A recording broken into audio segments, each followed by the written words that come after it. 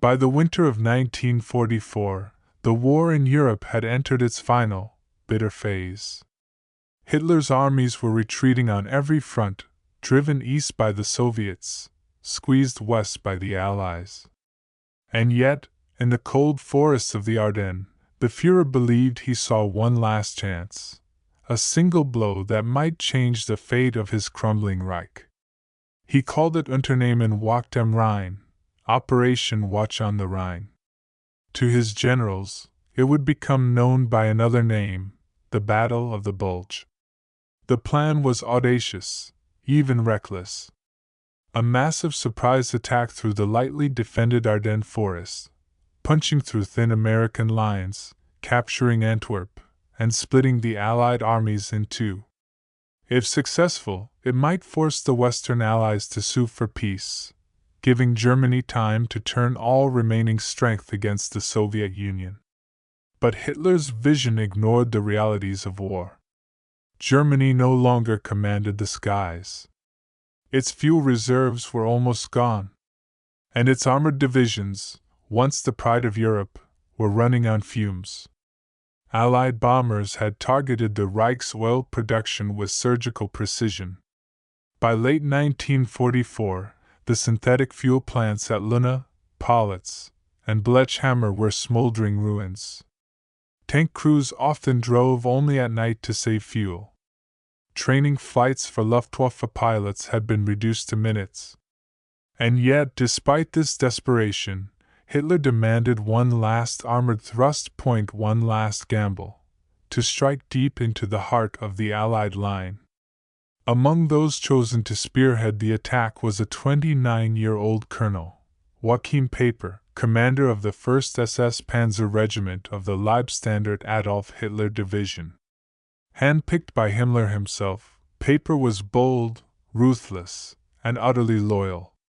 His battle group, Kampfgruppe Peiper, would lead the 6th SS Panzer Army's drive toward the Meuse.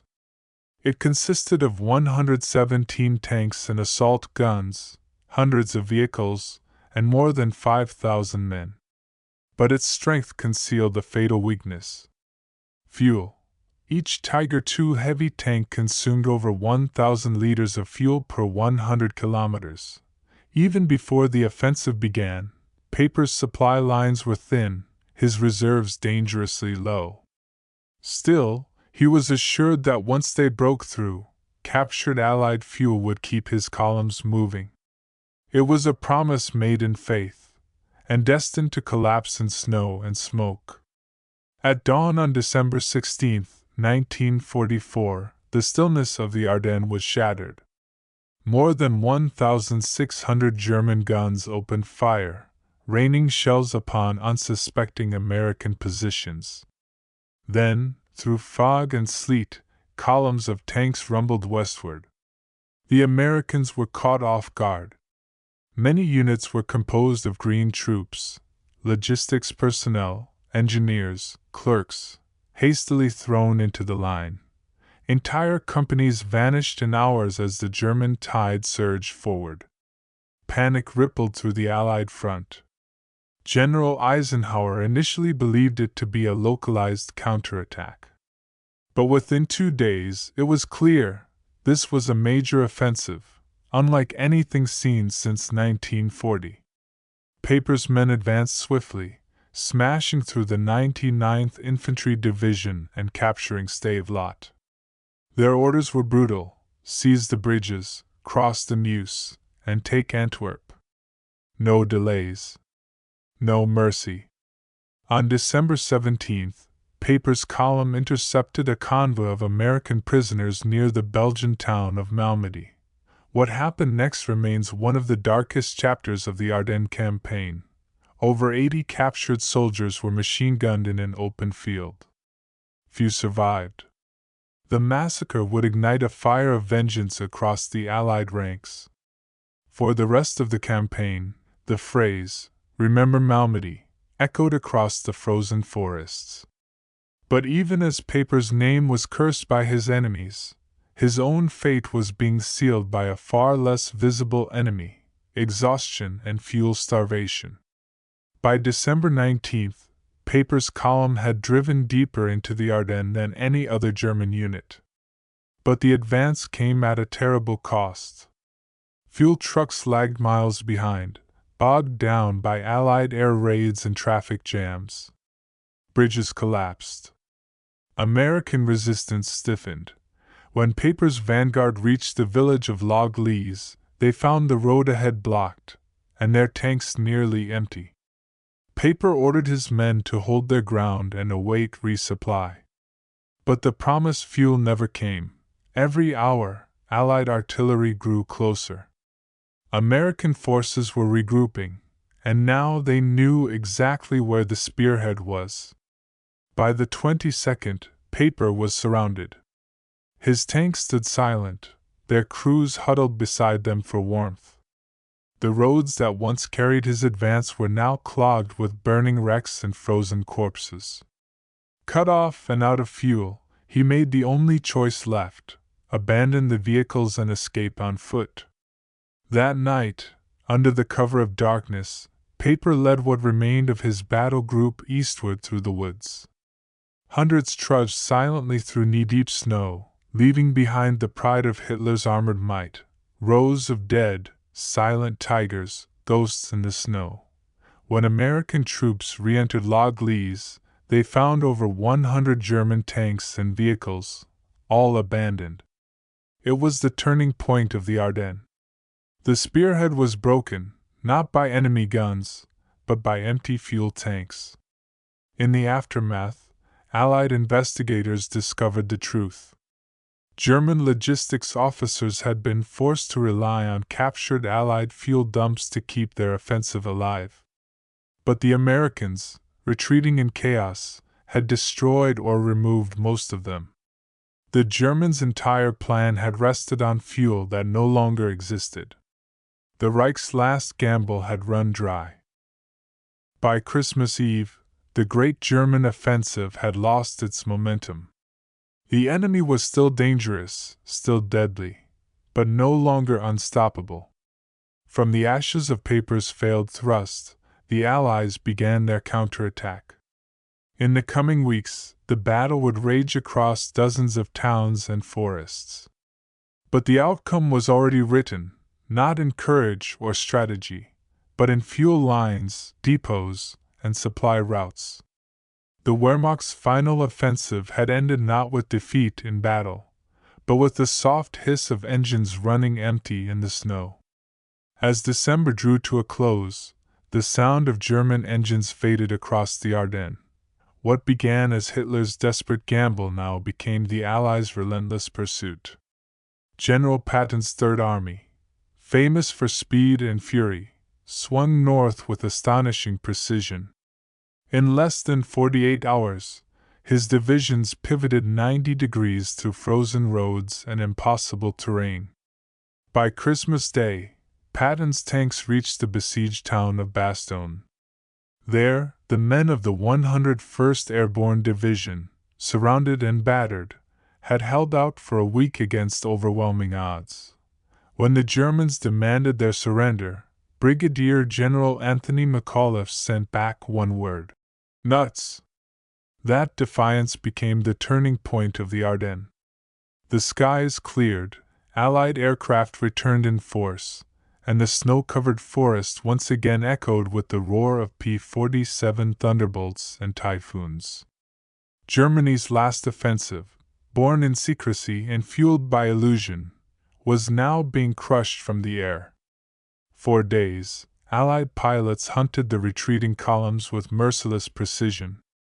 Convoys that had once surged forward in triumph now burned where they stood, the victims of fuel starvation and air supremacy. Each destroyed truck, each wrecked tank, was a monument to the cost of Germany's gamble. By the end of December, the offensive had lost nearly 700 tanks and assault guns. Tens of thousands of men were killed, captured, or missing. And for all the suffering, the front line had scarcely moved 50 miles.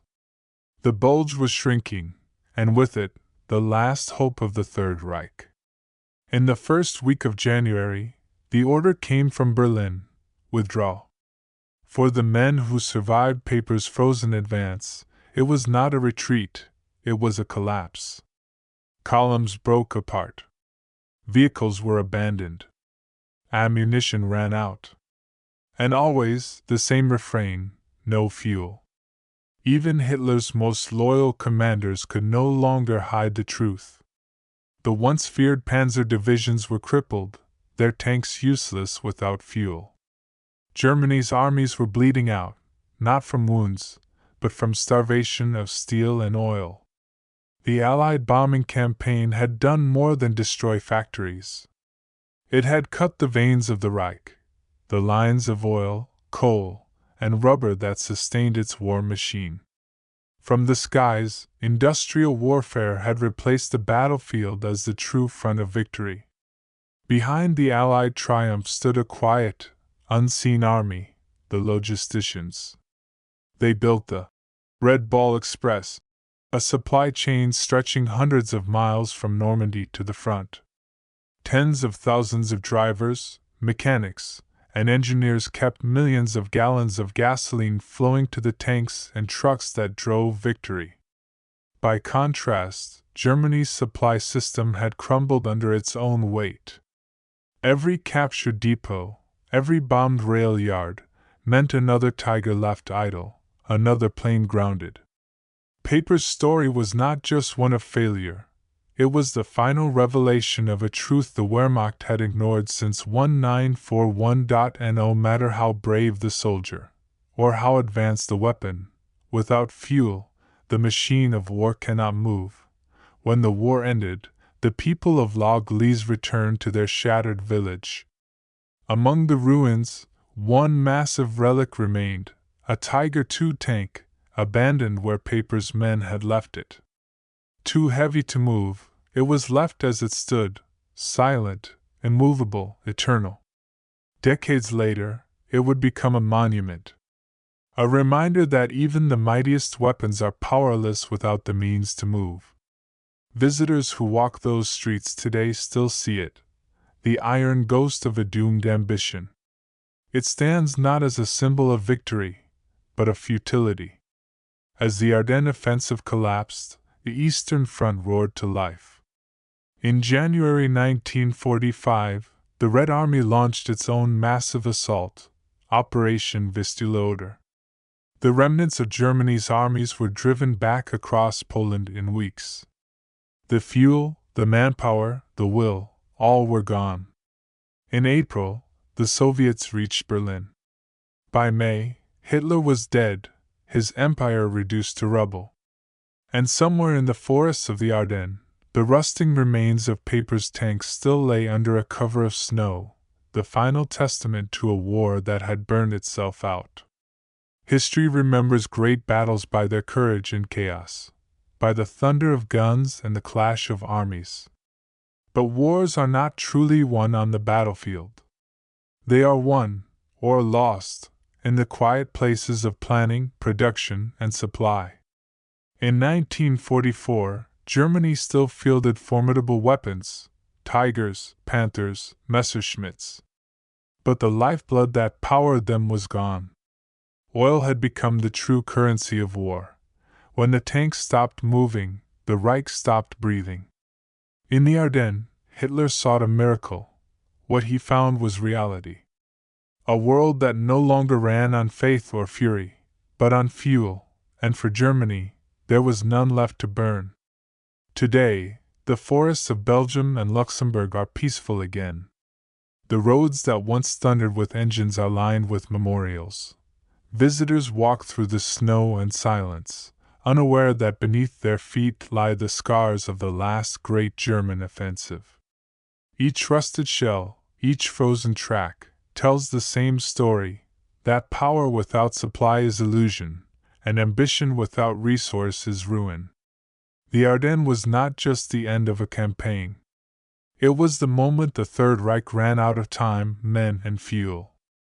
Its last offensive ended not with a blaze of victory, but with the quiet surrender of an empty tank.